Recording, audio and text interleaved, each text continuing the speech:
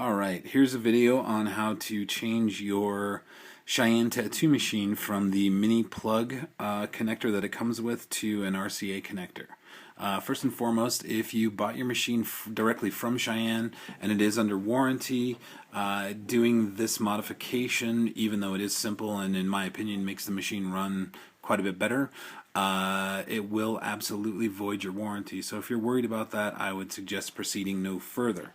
A couple things you're going to need: pair of channel locks or pliers wrapped in either electrical tape or some sort of heavy cloth, something for some grip. Probably a little bit of wire. This is 22 gauge, just solid wire, and soldering iron, of course, and a 0.9 millimeter Allen wrench. I've used 3 or 4 of the black kind of L-shaped wrenches, and because these screws are kind of tough to get out, I broke, bent, or stripped all 4 of them. So this is about 12 bucks on Amazon, and well worth it. Okay. First things first, when you're pulling the body apart, Cheyenne uses some sort of putty or epoxy as like a thread lock, and it can be really difficult to get it apart. So if you have a heat gun and you run it over the seams just a little bit, a few seconds on each area here and here, it'll help loosen up some of that putty and makes it a little bit easier to pull apart.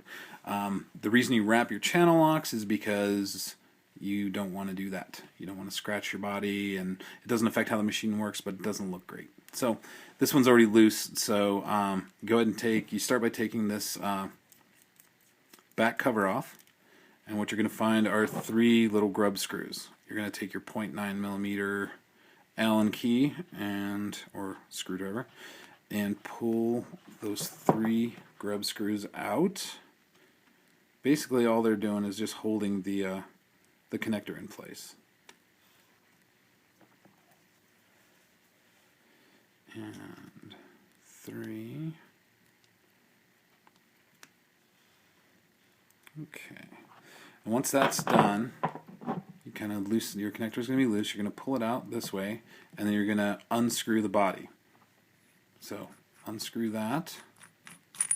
And once you get it all open, what you're going to see inside is going to be this. So you've got a little circuit board attached to your mini connector.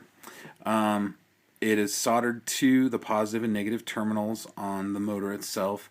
It's my understanding, I could be wrong on this, but it's my understanding that the circuit board's main function is to just keep the machine from running over 13 volts. If you're careful with your volts, you're not going to need it, and in my opinion, I feel like it makes the machine run a lot smoother. Okay, so I just heat up the soldering iron on those terminals and pull the circuit board completely out. Once that's out, you take your wire leads, again, just 22 gauge wire, and make note of where the positive and the negative terminals are, and solder just extension leads on there. Okay, I usually mark them and pull them out through the body here, and once they're on the outside of that body, you just screw your body back on.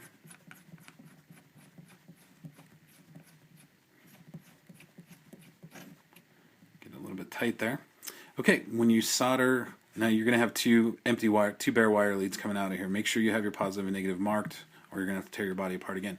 Now when you solder your RCA on there, what you want to do is solder your positive lead to this terminal here, okay, and solder your negative lead to the threads. And then I just heat shrink wrapped the whole thing. So once your solder's on there, you're going to stuff it all back in the body. Okay, once it's in there, put your grub screws back in. Now, the grub screws are basically going to float the RCA connector. So put them in kind of loose until you get the connector kind of situated where you want it, and then you can kind of tighten them all down once you get that together.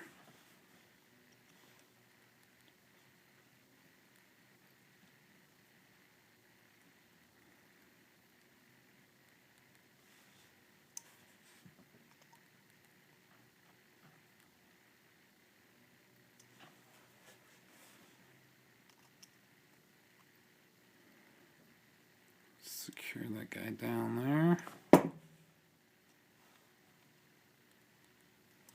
Okay, so not moving, it's on there really good. Then you put your back cover back on.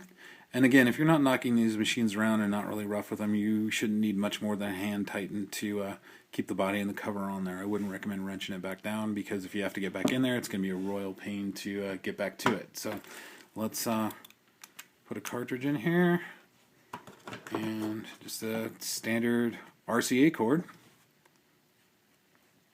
We're about 6 volts, and there you go. Not a whole lot to it. I did make a few mistakes, especially as far as scratching the body and whatnot. But I would say it's well worth it, for me anyway. I can use an RCA cord like I do with all the rest of my machines and not have to keep switching cords over to go to my Cheyenne machines. And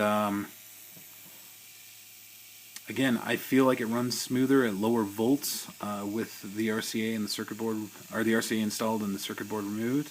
But it's up to you. Anyway, thanks for watching. If you have any questions, let me know, and I'll do my best to answer them. I appreciate it. Thank you.